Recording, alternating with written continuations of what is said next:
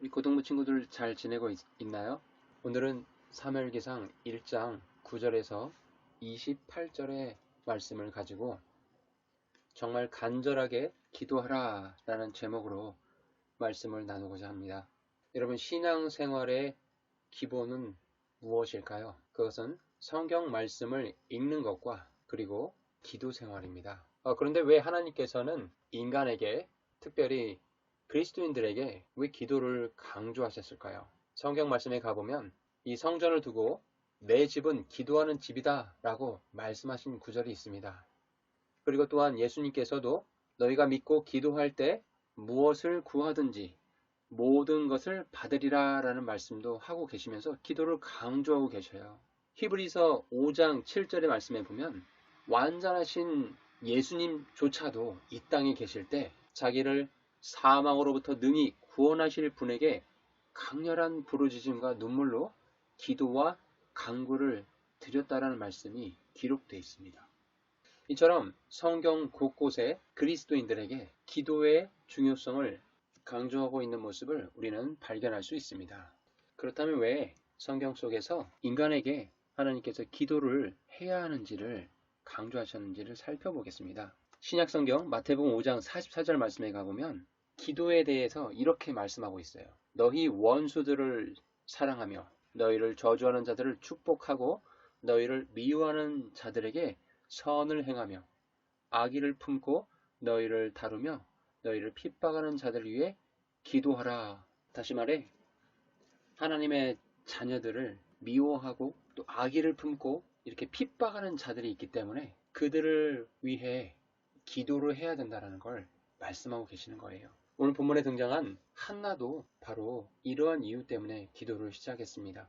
한나의 남편인 엘가나가 부인이 둘이 있었어요. 첫째 부인은 브린나고 또 하나의 부인은 한나였어요. 그런데 문제가 뭐냐? 브린나는 자녀를 많이 낳았는데 한나는 남편인 엘가나의 사랑을 받기는 했지만 5절의 말씀에 가보니까 남편인 엘가나가 그 한나를 사랑해서 상당한 몫을 준 거예요. 재물을 주었죠. 이는 그가 한나를 사랑했기 때문이라. 그러나 주께서 그녀의 태를 닫으셨더라. 주께서 6절 말씀입니다. 그녀의 태를 닫으셨으므로 그녀의 대적 또한 그녀를 심히 자극하여 애타게 하였더라. 그녀의 대적은 그 브린나를 말을 하고 있는 겁니다. 인생을 살다 보면 나의 의도와는 다르게 내 뜻대로 안 되는 일들이 참 많이 있습니다. 그렇기 때문에 하나님께서는 기도를 강조하시는 거예요. 본문에 등장한 한나도 아내로서 자녀를 낳고 싶었으나 할 수가 없었죠. 사랑이 부족해서가 아니라 5절 말씀처럼 후반부에 주께서 그녀의 태를 닫으셨더라. 이건 사람의 힘으로 해결할 수 있는 문제가 아니라는 것입니다. 그렇기 때문에 기도가 필요한 것이에요. 두 번째, 그리스도인이 왜 기도를 해야 되냐? 다른 사람들의 시기, 질투, 핍박 등으로 인해 혼이 괴로울 때가 있기 때문입니다. 인생을 살다 보면 이런 경우가 굉장히 많이 있다라는 거예요. 근데 더 슬픈 건 뭐냐면 나를 비난하고 비판하는 그 사람들의 말들이 지어낸 말이 아니라 실제적으로 나에게 일어난 어떤 사실을 가지고 판단하고 정죄하는 경우에 더더욱 인간의 마음이 고통스럽고 어디에 호소할 데가 없음을 우리는 보게 됩니다. 본문에 등장한 이 한나를 괴롭히고 시기 질투함으로 힘들게 한 그 장본인 브린나가 6절 7절의 말씀에 보니 이렇게 기록이 되어 있죠. 주께서 그녀의 태를 닫으셨으므로 그녀의 대적 또한 그녀를 심히 자극하여 애타게 하였더라. 그녀가 주의 집에 올라갈 때 해마다 그가 그와 같이 함으로 브린나가 그녀를 자극하니라. 그러므로 그녀가 울고 먹지 아니하니. 인간의 마음속에는 다른 사람의 고통이 계속 지속되면 좋겠다는 아주 못된 심성이 있습니다. 요한복음 9장에 실로암 연못에서 이제 예수님께서 눈을 고쳐주신 그 병자의 이야기가 나와요. 근데 그때 그 사실을 알고도 바리새인들은 믿고 싶지 하지 않았어요. 그래서 그 병자의 부모를 불러서 눈이 멀었다가 지금 고침받은 이 사람이 너의 아들이 맞느냐? 확인을 해라. 이렇게 얘기를 하고 있어요. 고침받은 사람이 후반부에 가보면 이런 말씀을 하고 있습니다. 하나님께서 죄인들의 말은 듣지 아니하시나 어떤 사람이 하나님께 경배하며 그분의 뜻을 행하면 그분께서 그의 말을 들으신다. 이렇게 바리새인들에게 이제 정확하게 얘기를 하니까 바리새인들이 너가 전적으로 죄들 가운데 태어나서 이렇게 눈이 멀었으면서 우리를 지금 가르치려고 하는 거냐 하면서 그를 내쫓는 장면이 요한복음 9장에 기록되어 있어요. 악한 죄의 본성을 가진 이 사람의 마음속에 다른 사람들의 아픔을 공감하지 못하고 핍박하고 조롱하고 괴롭게 하는 그런 인생들이 많기 때문에 기도를 해야 되는 것입니다. 세 번째, 왜 기도를 해야 되냐? 인간의 사랑으로 채울 수 없는 공허함이, 슬픔이 인간에게는 있다라는 거예요. 이렇게 한나가 자녀가 없어서 슬프고 분이나 그 부인이 본인을 조롱하고 괴롭히고 자극할 때에 남편인 엘가나는 8절 말씀에 가보니까 위로를 해주고 힘이 되어주려고 하는 장면을 보게 됩니다. 그럼에도 불구하고 사람이 채워줄 수 없는 그런 공허함이 사람에게는 반드시 있다라는 거예요. 그 공허함, 슬픔은 사람의 힘, 사람의 사랑, 사람이 주는 어떤 기쁨과 재물로는 채워줄 수 없고 오직 인간을 지으신 하나님만이 채워줄 수 있기 때문에 기도를 해야 되는 것입니다. 이처럼 한나는 자신의 힘으로 해결할 수 없는, 자신의 의도와는 다르게 내 뜻대로 해결할 수 없는 이 아이를 갖는 문제를 놓고, 그리고 본인을 괴롭게 하고 조롱하는 그 대적자의 비난 앞에, 인간의 마음으로 또 채울 수 없는 슬픔 앞에, 공허함 앞에 낙심하지 아니하고 그때 하나님 앞에 기도를 합니다. 그리스도인은 세상의 사람들과 다른 사고방식을 가지고 있어요. 그것은 무엇이냐? 세상 사람들이 보기에 분명히 낙심해야 되는 그 상황, 슬퍼해야 되는 그 상황에 하나님께 기도하는 것입니다. 그것이 그리스도인이 세상 사람들과 다른 점이에요. 본문의 말씀 9절, 10절, 11절 말씀을 보세요. 한나가 이제 그 인생의 자기의 문제를 놓고 하나님 앞에 기도하는 장면이 나옵니다. 10절에 그녀가 혼이 쓰라림 가운데 주께 기도하고 심히 통곡하여 서원하며 이르되 오 만군의 주여, 만일 주께서 참으로 주의 여종의 고통을 돌아보시고 나를 기억하시며 주의 여종을 잊지 아니하사 주의 여종에게 사내 아이를 주시면 내가 그의 평생토록 그를 주께 드리고 삭도를 그의 머리에 대지 아니하겠나이다 라고 이렇게 기도를 하고 있어요. 한나는 만군의 주께 나아가 만군의 주께 기도를 올리고 있습니다. 여기서 만군의 주라는 의미는 뭐냐면 하늘의 군대인 천사들, 그리고 우주의 천체들, 이스라엘 군대, 창조물의 군대 모두를 포함하여 하나님께서 이 모든 것이 그분의 주권 아래에서 치리하시고 통치하신다라. 그래서 자신의 뜻을 이뤄가신다라는 그 고백을 올려드리고 있는 것입니다. 사람은 문제가 생기면 방법을 찾습니다. 하지만 하나님께서는 자신을 찾는, 자신에게 기도하는 그 한 사람을 찾고 계시는 거예요. 기도는 인간의 공허함을 하나님의 충만함으로 채워줍니다. 기도는 인간의 가난함을 하나님의 부유함으로 채워줍니다. 기도는 인간의 나약함을 하나님의 능력으로 채워줍니다. 기도는 인간의 왜소함을 하나님의 위대함으로 채워줍니다. 한나는 그 만군의 주님을 알고 있었던 거예요. 그래서 낙심하지 아니하고 그분께 기도를 간절히 드린 겁니다. 10절 말씀에 주께 기도하고 심히 통곡하였다. 혼이 쓰라린 가운데 주께 기도하고 심히 통곡하였다. 만군의 주여, 이 세상 온 우주 만물을 창조하신 그 주님의 섭리를 믿습니다. 주의 여종의 고통을 돌아보십시오. 기억하여 주십시오. 주의 여종을 잊지 아니하시고 주의 여종의 기도에 신실하게 응답하여 주십시오 하고 간절하게 기도를 하고 있어요. 기도에 특별한 기술이 있는 게 아닙니다. 어떤 방법이 있는 게 아니에요. 하나님 앞에 간절한 마음으로 겸손하게 나아가는 것이 기도입니다. 11절 말씀에 한나가 만군의 주께 어떻게 기도했는지 주목해 보세요. 주의 여종의 고통을 돌아보시고, 누가요? 우리를 창조하신 하나님께서. 나를 기억하시고, 누가 기억하신다고요? 저와 여러분을 창조하신 하나님께서요. 주의 여종을 잊지 아니하사. 누가? 우리의 하나님께서. 한나는 하나님께서 인간의 고통을, 자기 자녀들의 고통을 돌봐주시고 기억하시고 잊지 아니하시는 긍휼 많으신 하나님을 알고 믿고 그분께 신뢰하며 전적으로 믿음의 선포를 한 것입니다. 이것이 기도입니다. 자, 그런데 이렇게 기도를 할 때 12절, 13절, 14절 말씀을 가보세요. 참 안타까운 일이 있어요.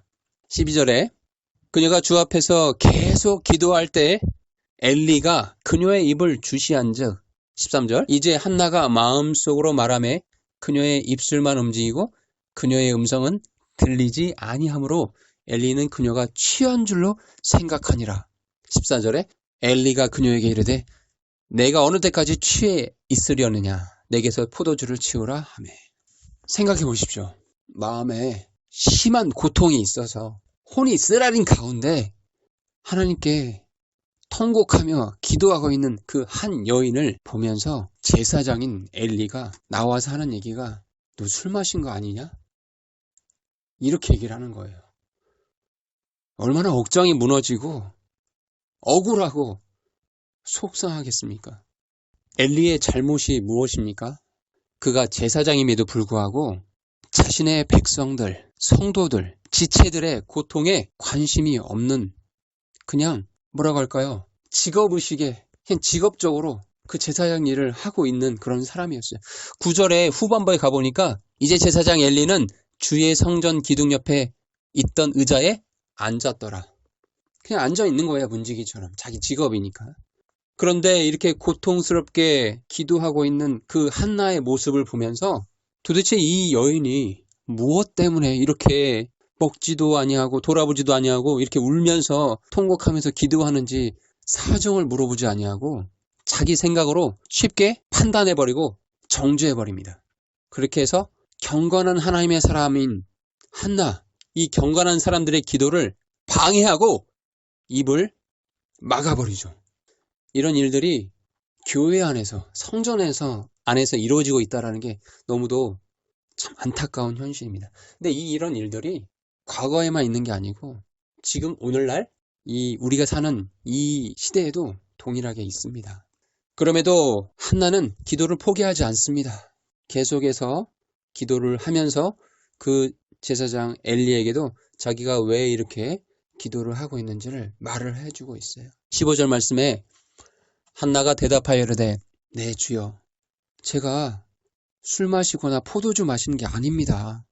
나는 영이 슬픈 여자입니다. 내가 포도주나 독주를 마시지 아니하고 다만 주 앞에 내 혼을 쏟아 놓았을 뿐입니다. 당신의 여종을 벨리알의 딸로 여기지 마십시오. 내가 지금까지 많은 원망과 슬픔 속에서 말하였나이다. 이렇게 겸손하게 얘기를 하고 기도를 지속하고 있는 한나의 모습을 보십시오. 이 한나의 기도 가운데 한 가지 반복되는 말이 있어요. 그것은 무엇이냐면 하나는 자기를 가리킬 때 여종이라고 표현합니다. 하나님을 향해서는 11절 말씀에 주의 여종을 돌아보십시오, 기억하십시오 라고 말을 하였고, 기도를 방해하고 너무도 쉽게 판단해버리고 정죄하는 너무나 안타까운 그 제사장 엘리에게조차도 당신의 여종이라고 아주 겸손한 모습을 보여주고 있습니다. 우리가 여기서 할 수 있는 건 간절한 기도는 이렇게 한나처럼 겸손함이 바탕이 되어 있을 때 이루어지는 것입니다. 하나는 고통 중에 인간적인 방법을 택하지 아니했어요. 사실 남편 엘가나가 한나를 많이 사랑했다는 말씀이 기록되어 있었잖아요. 브린나가 본인을 조롱하고 비난하고 괴롭게 했을 때 사실 엘가나 남편한테 말을 해가지고 저 여인 좀 내쫓으십시오 라고 말할 수 있었겠죠. 그렇지 않습니까? 하지만 그게 근본적인 해결책이 아니기 때문에 그녀는 그 방법을 택하지 아니했습니다. 그녀가 택한 방법, 한나가 택한 방법은 인생의 절박한 고통에 있을 때 오직 만군의 주 앞에 자신의 혼을 쏟아놓고 그분의 얼굴을 구하는, 그래서 겸손하게 그분의 인도하심을 바라는 그 기도의 길을 선택한 것입니다. 저와 여러분이 이런 한나의 기도의 태도를 본받았으면 좋겠습니다. 18절 말씀 가보십시오. 그녀가 이르되 당신의 여종이 당신의 눈앞에서 은혜를 입기를 원하나이다 하고 이제 기도를 다 마치고 나서 마지막에 한 행동을 보십시오. 18절 말씀이 그 내용이거든요. 이에 그 여인이 자기 길로 가서 먹고, 다 같이 읽어보겠습니다. 다시는 얼굴에 슬픔이 없었더라. 다시는 얼굴에 슬픔이 없었더라. 이것이 기도의 태도입니다. 완전한 믿음으로, 하나님을 온전히 신뢰한 그 믿음으로 나의 고통의 문제를 하나님께 기도했다면 하나님께서 반드시 그 기도에 신실하게 응답해 주실 것이다 라고 믿고 더 이상 슬퍼하지 않아요. 가서 먹고 다시는 얼굴에 슬픔이 없는 것입니다. 항상 기뻐하라. 쉬지 말고 기도하라. 범사의 모든 일에 감사하라 라는 말씀이 있죠. 항상 기뻐할 수 없는 게 인생길이죠. 하지만 그 인생길 안에 생긴 문제들 가운데 하나님께 기도를 올려드리고 맡겼다면 다시 기쁨을 회복하고 살아가는 것이 믿음입니다. 하나님께서 우리에게 신실하게 기도 응답을 해주심을 믿고 나아가며 그분께 감사하는 삶을 사는 것이 그리스도인의 삶입니다. 마지막으로 한나의 기도에 왜 우리가 감탄하게 되고 그녀의 믿음을 본받고자 하냐면, 전적인 믿음으로 기도를 올려드린 그 태도, 그 모습은 웬만한 신앙 있는 사람들은 할 수 있을 거예요. 그런데 기도를 응답해 주신 하나님께 한나가 어떻게 그분께 나아갔는지를 이 말씀 후반부에 기록되어 있거든요. 여기서 우리는 영적인 지혜를 배워야 됩니다. 20절에 가보니까 이제 하나님께서 이제 한나에게 자녀를 주셨어요. 한나가 수태한 뒤에 때가 이름에 아들을 낳아 그의 이름을 사무엘이라 하였더라. 이렇게 아들을 주셨어요. 그리고 나서 24절의 말씀에 보면 그의 젖을 뗀 뒤 그녀가 그를 데리고 올라갈 때 수수 3마리와 밀가루 1에바와 포도즙 1부대를 가지고 실로에 있던 주의 집으로 그를 데려갔는데 아이가 어렸더라. 가장 핵심적인 구절이 나옵니다. 27절, 28절이요. 이 아이를 이제 갓 젖된 아이예요. 어린 사무엘이에요. 그 아이를 위하여 기도했더니 주께서 내가 그분께 구하여 청한 것을 주셨습니다. 한나가 자녀가 없어서 하나님께 기도했었죠. 일단 하나님께서 응답해 주셨어요. 대부분의 사람들은 자신의 문제를 놓고 기도 응답을 받으면 하나님 감사합니다. 저에게 이런 축복을 주시다니요. 기도 응답을 주시다니요. 감사합니다 하고 그걸 끝이에요. 그런데 한나의 기도의 마지막 태도를 보세요. 28절입니다. 그러므로 나도 그를 주께 빌려드렸으며 그가 살아있는 동안 그를 주께 빌려드리리이다 하니 그가 거기서 주께 경배하니라. 그러니까 자신의 고통, 슬픔 가운데 아들을 주신 하나님께 감사를 드렸죠. 응답을 해주셨으니까. 근데 그걸로 끝난 게 아니고 그 기도 응답의 결과를 나를 위해서 쓰지 아니하고 다시 하나님께 돌려드리면서 그분께 영광을 드리는 그 모습이 우리가 배워야 할 기도의 올바른 태도입니다. 저와 여러분이 모두 이렇게 한나와 같이 기도하는 믿음의 용사가 되길 원합니다. 말씀을 정리하겠습니다. 인생에 문제가 생기면 사람들은 방법을 찾지만 하나님께서는 자신의 앞에 나와 기도하는 한 사람을 찾으십니다. 그것이 지극히 개인적이고 지극히 부끄러운 일이라 할지라도 하나님 앞에 겸손하게 나아오는 기도하는 한 사람을 찾으십니다. 한나가 지극히 개인적인 문제로 나아갔다. 아들을 구하는 기도를 했지만 하나님께서는 여인의 기도에 신실하게 응답하시고 이제 이 여인에게 아들을 주셔서 사무엘이라는 아들이 태어났는데 이 사무엘을 통해서 이제 어두웠던 사사기 시대가 종결되고 왕정 시대가 펼쳐지는 데 있어서 그 개혁의 인물로 사무엘을 쓰셨다라는 거. 얼마나 놀라운 일입니까? 한나가 기도했을 때 이걸 다 계획하고 기도했었겠어요? 아니죠. 단순하게 하나님을 의지하고 겸손히 나아가며 만군의 주께 기도해 나아갔을 때 하나님께서 이렇게 놀라운 축복을 예비해 주셨다는 겁니다. 여러분의 인생의 모든 문제를 여러분의 지혜로 해결하려고 하지 마십시오. 하나님께 겸손하게 그 문제를 가지고 나아가세요. 그리하면 우리의 고통을 돌아보시고 기억하시고 잊지 아니하시는 하나님께서 반드시 그 기도에 선한 것으로 응답해 주실 것입니다. 국가적으로 많이 어려운 시기입니다. 또 아마 여러분들도 학생들이긴 하지만 어려움이 있으실 거예요. 이러한 때 이 한나의 기도를 통해서 모두 정말 기도의 용사가 되기를 간절히 축복합니다. 이번 한 주간 오늘 말씀을 기억하시고 국가를 위해서 그리고 여러분을 위해서 기도하시는 시간을 가지시면 좋겠습니다. 건강한 모습으로 다음 주에 또 만나겠습니다.